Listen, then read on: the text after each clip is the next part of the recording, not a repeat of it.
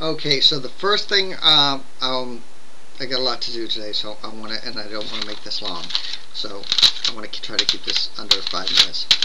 Alright, so as you know, if you watch these videos, you know that the last collection I hated everything. Everything sucked really bad.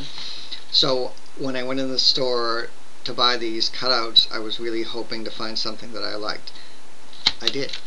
The band is called The Taste of Blood with their album Predator. It came out in 2005, I think 2005, and it's heavy, heavy black, very dark, just real heavy, like it has that like growl voice, really heavy and just really aggressive and just angry and just this, which I like. I mean, it's not the kind of music I listen to. Like, oh, let's just listen to a nice album.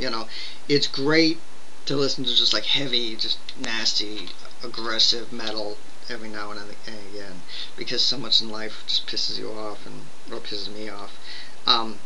So I don't know, it kind of helps me. It cleanses me. Anyway, so I'm going to give this The Taste of Blood, Predator. Forgiving the name, it's all part of the whole the death metal thing, because it's kind of cheesy and is appealing to just kids, young boys, so it's a mix of it's horror movies meet metal, and you get these groups. I love this. 5 out of 4 stars. I mean, what am I talking about? 5 out of 5 stars for Taste of Blood with their album Predator. This is an awesome album. Go pick it up. The next album is Scars of Time by Deride, D-E-R-I-D-E. Deride? I don't know. Deride. The cover's cool. It's kind of very cheap, and it looked like it was like it looked like it would be really dark and heavy. This is a big lie, this album. It starts off really good. The first minute or two is very kind of like, and then there's one singer that starts going with the growl and the screaming. Then, of course, like so many other bands, a second singer comes in and starts singing like 311, or one of those like, ah, la, la. Yeah, it's just fucking annoying. So, because I consider these groups, these metal bands, they have an identity crisis. They don't know if they want to be a pop band or a heavy metal or a heavy metal band. I give this a 2 because it pisses me off, because I bought it thinking I'd get something heavy, and instead I got some kind of stupid fucking liars. I hate you, you're a liar! So that's them. The next album is the Cornells with their album Ring. Cornells. This was on TVT, which is why I got it, because TVT is the label that started Nine Inch Nails, and I'm a big Nine Inch Nails fan. So I thought maybe, oh, interesting. I knew, obviously, by looking at the band, they're not going to sound like Nine Inch Nails. I knew it was a different vibe. But, I figured, let's check this out. And I was glad I did. They remind me of, like, the early 80s groups, like 3 O'Clock and Flesh Tones, like, a lot like 3 O'Clock. As a matter of fact, the singer sounds a lot like the singer in 3 O'Clock. It has that very late 60s, early 70s kind of like, Herman's and the Hermit kind of like vibe. Like very kind of like light poppy, kind of like her head's revolving like that song. And I like that kind of stuff. It has its place. I liked it more when I was like 12, 13, back in the day. Oh my god, I'm old. Anyway, yeah, I liked it more then when I was younger, but now I'm not as big on it. I don't dislike it. It's just there. I do like it because they all play their own instruments, and it's a real band and that sort of thing. So it's got Anyway, I do like this album. I will give it a 4 out of 5 stars because just because I like it. It reminds me of like a lot of the bands from the early 80s. IRS was like famous for being the label that launched REM. I know I'm not holding that against them because I hate REM. I did like 3 O'Clock, and there were so many bands off of IRS, Flesh Tones, and Let's Active and all that stuff. But it was kind of part of this. There was like a movement called like the Paisley something or other. I don't know. So I give this a 4 out of 5 stars. I'm going to pass this on to a couple friends because I know some people that will probably really dig this. So I like this album. 4 out of 5 stars. So the big loser is Deride with their Scars of Time bullshit lying album. I hate them. Next thing is a little sidetrack I gotta mention. I got this, different place, not the same record store. I got this for $2.99. It's Toilet Boys with Sinners and Saints.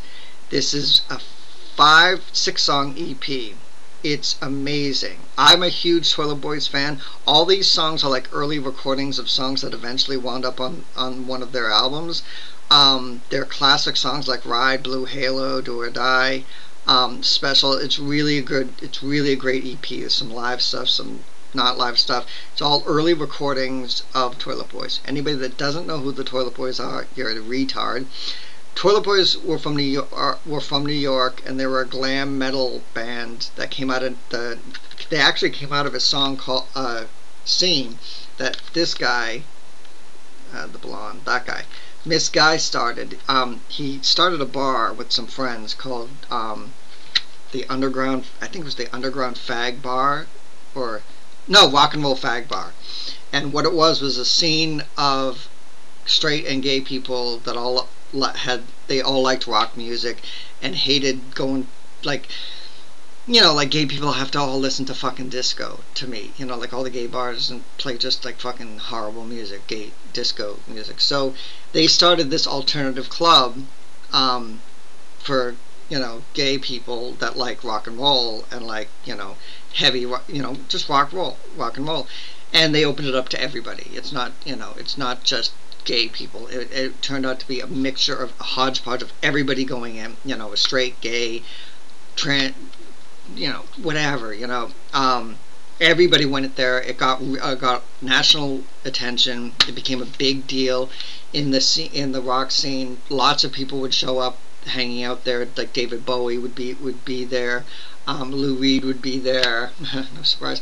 Now, Lou Reed was there. There was Deborah Harry was obviously there because she's good friends with Miss Guy.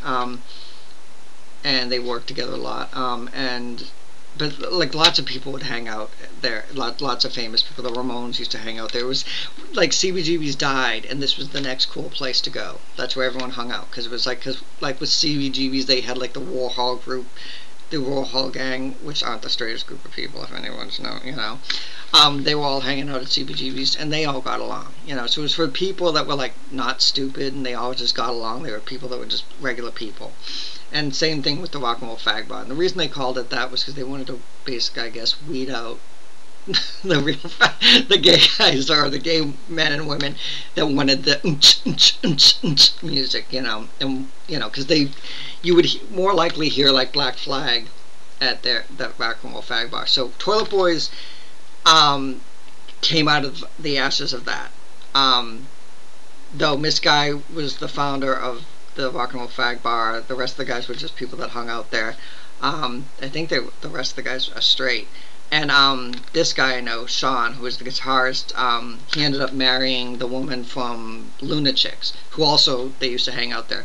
And he married the girl from Lunachicks, Theo, and now they're in a band called Theo, where she sings and he plays guitar. And,